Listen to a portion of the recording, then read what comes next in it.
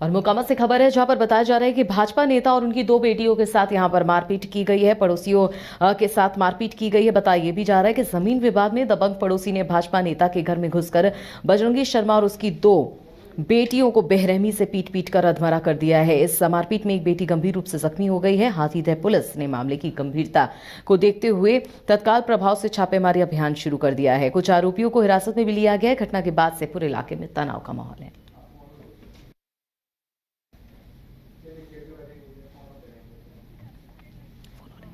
लड़की की भेजी। अच्छा, किनका माथा फूटा? इनका बहन का। हम ही फोड़े थे। और आज सीएम आवास पर जेडीयू की बैठक हो रही है। बड़ी खबर, सीएम हाउस में नीतीश ने जेडीयू नेताओं के साथ एक बैठक की है। इस दौरान झारखंड विधानसभा चुनाव को लेकर इस बैठक में चर्चा हो रही है। सीटों को भी चिन्हित किया जाएगा इस बैठक में। वही संजय झा भी इस बैठक में मौजूद हैं। आपको बता दें कि बड़ी खबर आ रही है, सीएम हाउस में नीतीश ने जेडीयू नेताओं के साथ बैठक की है। इस बैठक में कई अहम फैसले हो सकता है, लिए जा सकते हैं, निर्णय लिए जा सकते हैं। झारखंड विधानसभा चुनाव पर भी इसमें चर्चा हो सकती है। इसके साथ ही बताया यह भी जा रहा है कि सीटों को भी चिन्हित किया गया है। संजय झा भी इस बैठक में शामिल है।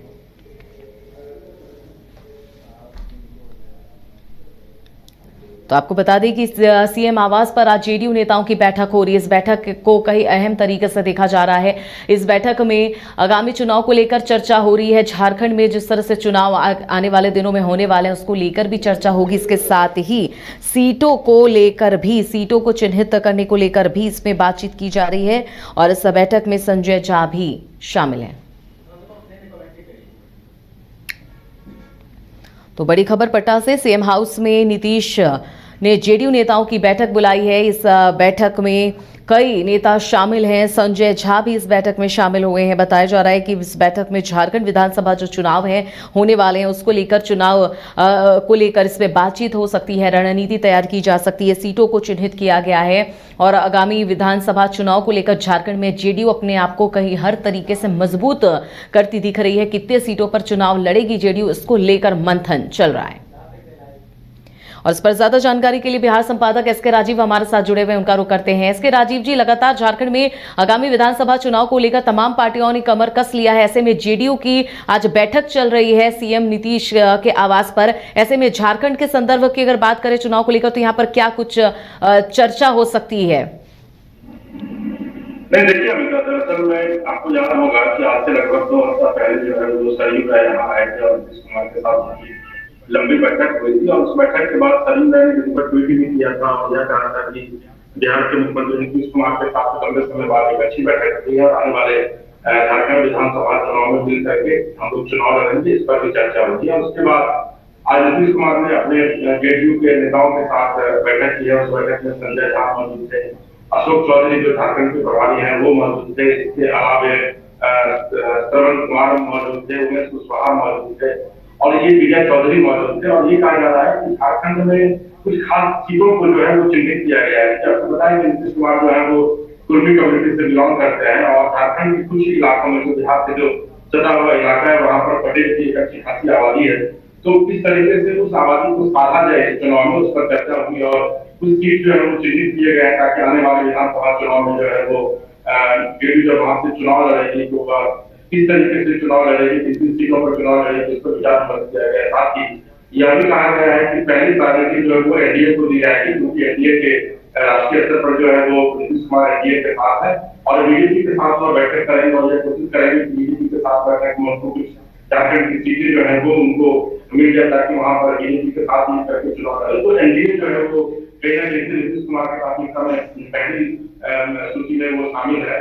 लेकिन अगर बीजेपी के साथ बात नहीं बन पाती है तो फिर ऐसी स्थिति में नीतीश कुमार दूसरे दलों के साथ भी तालमेल कर सकते हैं और झारखंड विधानसभा का चुनाव लड़ सकते हैं। हालांकि आपको पता है कि चुनाव में काफी कम वक्त बचा है और संभवतः लास्ट तक जो है वो आचार संहिता लागू हो जाएगी और अक्टूबर में चुनाव होने की पूरी संभावना है झारखंड में।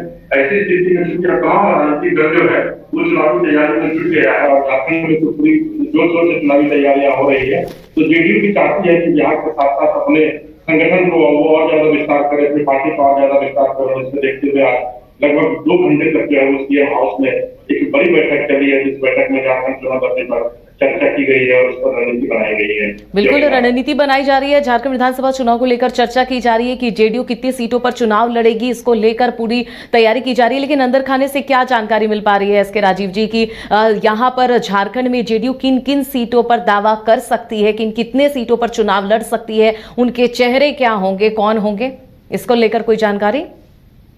देखिए, अशोक चौधरी झारखंड के प्रभारी है और अशोक चौधरी हाल के दिनों में भी झारखंड गए हुए थे। वहां पर उनकी मीटिंग जो है वो जेडीयू के जो वहाँ के नेता है झारखंड के लोकल है उनके साथ उनकी बैठक हुई थी और जो हमारे सोर्सेज बता रहे हैं उसके मुताबिक 17 सीट पर जो है वो जेडीयू अपना दावा ठोकेगी। हालांकि मुझे नहीं लगता है कि बीजेपी इसके लिए तैयार होगी, क्योंकि जेडीयू का भी वहां पर कोई भी विधायक नहीं है। जेडीयू का वोट परसेंटेज पिछले चुनाव में बहुत ज्यादा अच्छा नहीं रहा था, लेकिन इसके बावजूद चूंकि लोकसभा चुनाव में बिहार में जेडीयू को अनएक्सपेक्टेड सक्सेस जो है मिली है, तो उसको कहीं ना कहीं से वो बुलाना चाहती है आने वाले दिनों में विधानसभा चुनाव में झारखंड, क्योंकि बिहार का पड़ोसी राज्य है और ऐसी स्थिति में नीतीश कुमार निश्चित तौर पर यह चाहेंगे कि जेडीयू का किस तरीके से और ज्यादा विस्तार हो सके। तो झारखंड चुनाव में अगर वो 70 सीट पर दावा ठोकते हैं और बीजेपी अगर 10 से 11 सीट पर भी बात मान जाती है तो निश्चित तौर पर कहीं ना कहीं से जेडीयू 3-4 सीट वहां पर जीत सकती है।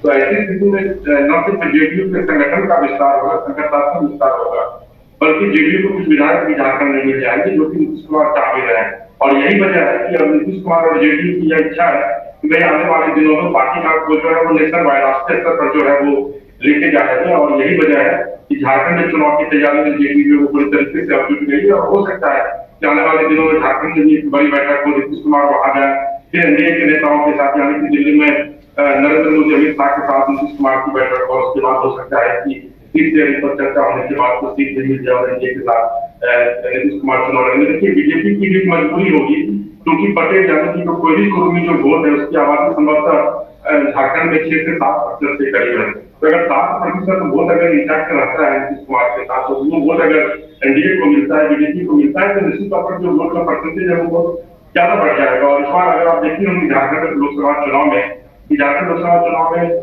82 विधानसभा में से 52 विधानसभा में जो है वो झारखंड में भी बीजेपी को जो है वो लीड मिला है, यानी कि एनडीए गठबंधन को लीड मिला है। तो ऐसी स्थिति में अगर जेडीयू साथ जुड़ती है तो निश्चित तौर पर और ज्यादा मजबूत होगा एनडीए, और हो सकता है कि एनडीए बहुत ज्यादा मजबूत होगा तो ज्यादा सीटों में उसको कन्वर्ट कर सके। तो लिहाजा मुझे लगता है कि बीजेपी भी निश्चित तौर पर नीतीश कुमार को तरक्की देगी और नीतीश कुमार पूरी तरीके से झारखंड चुनाव की तैयारी में जुट गए हैं। चलिए, तमाम जानकारी के लिए बहुत बहुत शुक्रिया एसके राजीव आपका। तो आपको बता दें कि पटना से खबर है जहां पर सीएम नीतीश के आवास पर जेडीयू नेताओं की बैठक चल रही है। इस बैठक में तमाम बड़े दिग्गज मौजूद हैं और बताया जा रहा है कि इस संजय झा भी इस बैठक में मौजूद हैं। इस बैठक में झारखंड विधानसभा चुनाव को लेकर रणनीति तैयार की जा रही है, चर्चा की जा रही है कि जेडीयू यहां पर कैसे चुनाव लड़ेगी, क्या बीजेपी के साथ चुनाव लड़ेगी या अकेले चुनाव लड़ेगी। इन सारी चीजों को लेकर मंथन किया जा रहा है कि आने वाले चुनाव में झारखंड में किस तरह से जेडीयू को चुनाव लड़ना है, कितने सीटों पर चुनाव लड़ना है, कौन उनके चेहरे होंगे। इन तमाम पहलुओं पर आज की बैठक में चर्चा की जा रही है। कमाल करते हो जी, बच्चे घूमने की इतनी जिद कर रहे हैं और तुम हो कि तुम्हें फुर्सत ही नहीं मिल रही। अब इतनी गर्मी में जाए तो जाए कहाँ? इस गर्मी में मस्ती और फन का आ गया है परफेक्ट डेस्टिनेशन वाइल्ड वादी, जहाँ है water park, bird park, flower park, trampoline park, amusement park, 250 feet लंबा, जिप लाइन और क्रिकेट स्टिमुलेशन का खूबसूरत नजारा। वाइल्ड वादी, 10 माइल चौक, रांची। वाइल्ड वादी यानी अनलिमिटेड फन और अनलिमिटेड मस्ती।